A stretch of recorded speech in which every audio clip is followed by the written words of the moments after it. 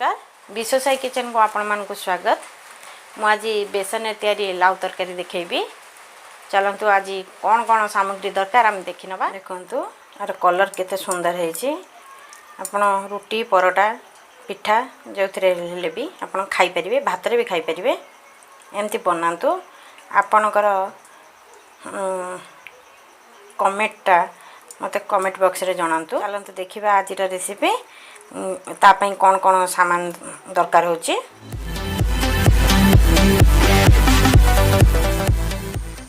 लाउ लाउ एठारे 900 ग्राम अच्छी। मैं लाउ को एमती साइज रो काटिकी धोईकी नहीं जाइची। मैं गोटे मीडियम साइज रो आलू को एमती साइज रो काटिकी छोट छोट साइज रो काटिकी धोईकी नहीं जाइची। बेसन मेठारे बेसन गोटे चामच नहीं। दुईटी मीडियम साइज रो प्याज को एमती साइज रो काटिकी नहीं जाइची। गोटे टमाटो को मीडियम साइज रो टमाटो को एमती टमाटो प्योरी नहीं जाइची। हाफ चामच मीट मसला मु एठारे हाफ चामच कंचा जीरा नहीं और धनिया गुंड हाफ चामच नहीं। एठारे काश्मीर लंका गुंड माने कलर पाई हाफ चामच टू कम अच्छे। दुईटी कंचा लंका को एमती छोट छोट साइज रे काटी नहीं। आउ 5-6 कला रसुण छोट खंडे अदा को मु एमती छेचिकी नहीं। आपण चाहिले भी प्योरी नहीं परिवे। एटारे मु नहीं स्वाद अनुसार लुण किछि गरम मसला हल्दी पाउडर किछि सोरष तेल मु एठारे नउची 3 चामच सोरिष तेल।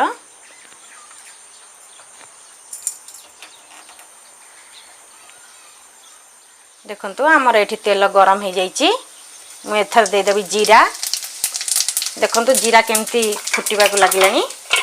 मु एथर दे देबी अदा रसुण पेस्ट को।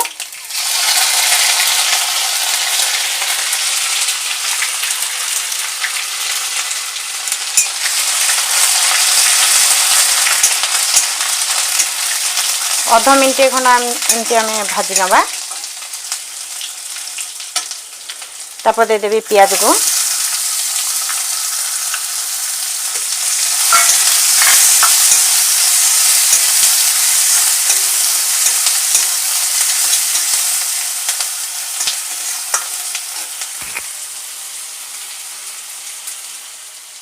प्याज रो कलर चेंज होला पर्यंत आम भाजी नवा। देखंतु प्याज रो कलर चेंज हो गलानी। आम एबे बेसन को दे दबा।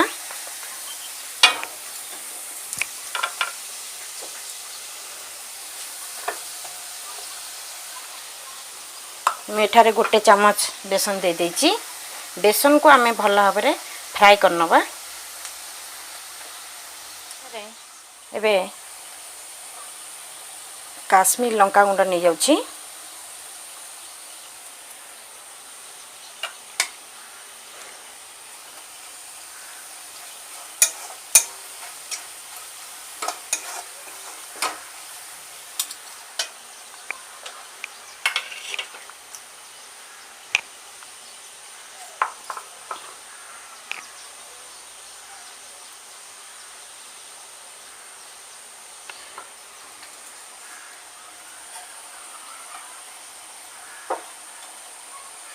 मु एठारे टमाटो प्योरी नहीं जाउची।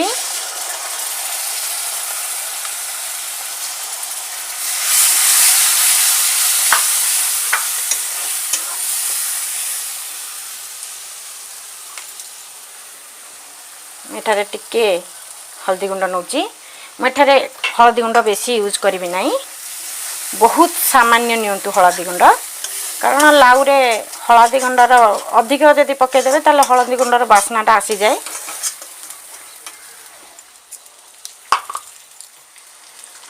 मेटारे सबुतक धनिया पाउडर को दे दउची।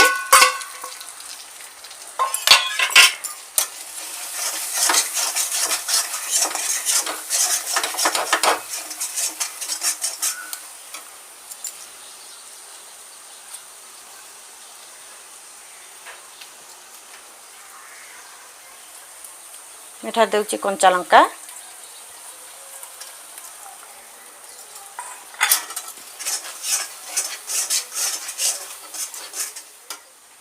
एठारे हल्का टिके पानी दे दोची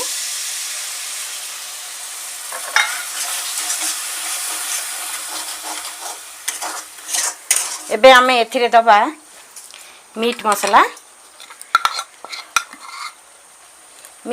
देले तरकारी स्वाद बहुत बढ़िया बढ़ी जाइए। मेटारे हाफ चामच मीट मसला देली आपण जे कौन सी भी दे पारे चिकन मसला दिंतु कि मटन मसला दिंतु मीट मसला भी दे पारे मुझे मीट मसला यूज करची।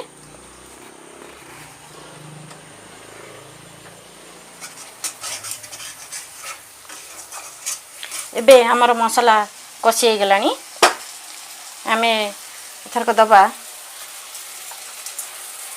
मेठार आलू को दे दउची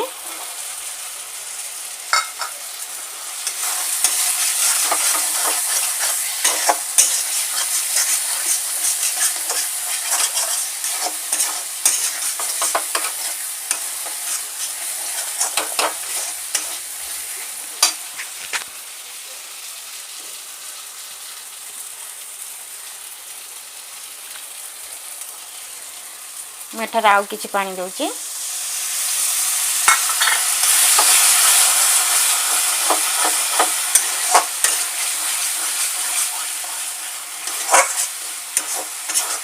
मेठारे एथरक लाउ को दे दउची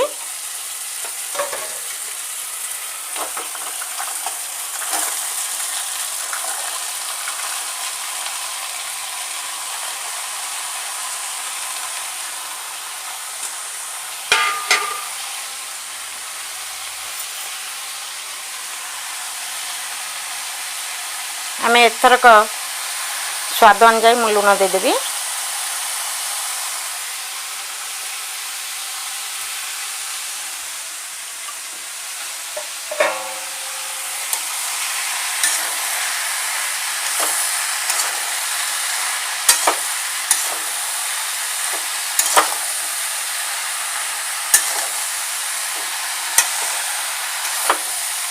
मु भल भाव गोले नीची एबे मु आकु स्लो टू मीडियम आंचरे मु रखिके ताकु मु ढांकी नेबी काहे ना एठी लाउ रे बहुत पानी बाहरियो मु सेत पई पानी देई नै आमे एबे ताकु गोळीबा मझिरे मझिरे गोळौथुबा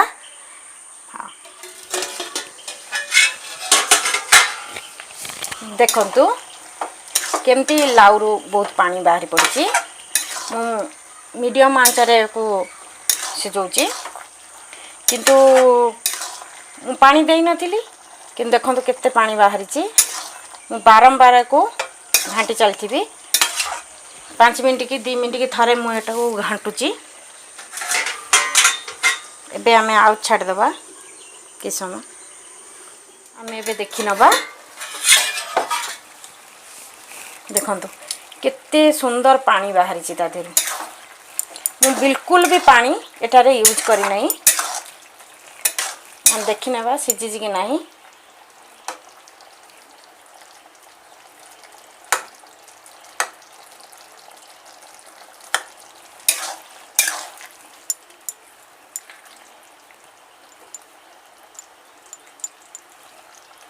देखंतु बढ़िया भाव सिझी जाइए जितेबाला आम लाउ तैयारी करती से कौन हुए कि लाउटा अलगा हो जाए पानीटा टी अलगा रही जाए तरकारीटा एत स्वाद लगे जिते लाउ तरकारी मु बनाए से कौन हुए कि मोर झील पुओ मैंने भी खाया को भल पाती मुझे से कौन कर बेसन व्यवहार कर बेसन व्यवहार कले कौन हम कि एटारे बेसन जो तरकारी टी गाढ़ आसब मु बहलिया करने बेसन यूज कर बेसन पकईकि रांधिबा आरंभ कली से पिला माने खाया को बहुत पसंद कले और खाइले मो आगुरी जमी लाउटी रांधुली से झील कि पुओ जो जानती यही लाउ तरकारी है तो से भागती मो ठार तरकारी संगे भात खाया को कि रुटी खाया को पसंद भी करती एबे जो जब ठार मुझे तरकारी करुँची से खाया को बहुत पसंद कर भी ये तैयारी करूँ एबे हमर हे जाइची लाउ सिझी जाइची मु एठारे एई भली गोटे डंका यूज करची लाउ को हम टिके भल्ला भाबरे टिके मिली नबा आधेरे मु एठारे बिल्कुल भी पानी देबी नहीं आपण रुटी परोटा भात रे भी एमती करके खाई परिबे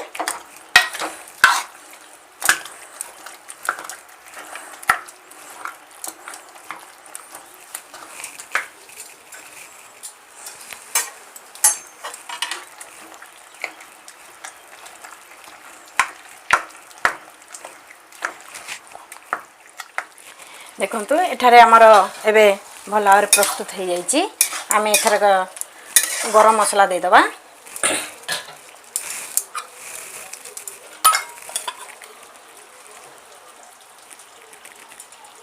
एठारे गरम मसला देदेली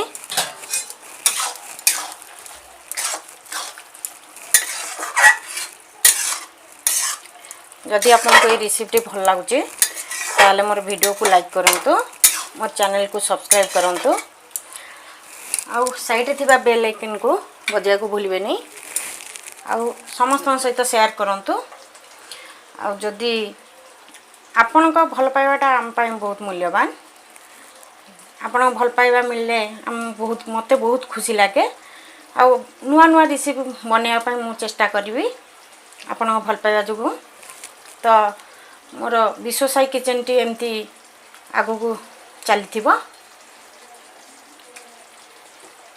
पुणी नुआ रेसिपी सहित आपण सहित देखा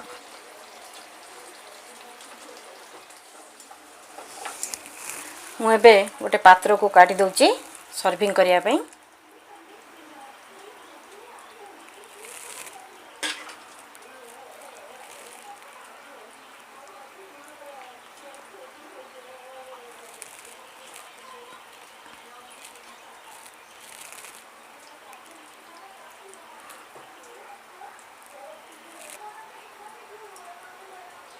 देखो आम प्रस्तुत हो गला लाउ तरकारी।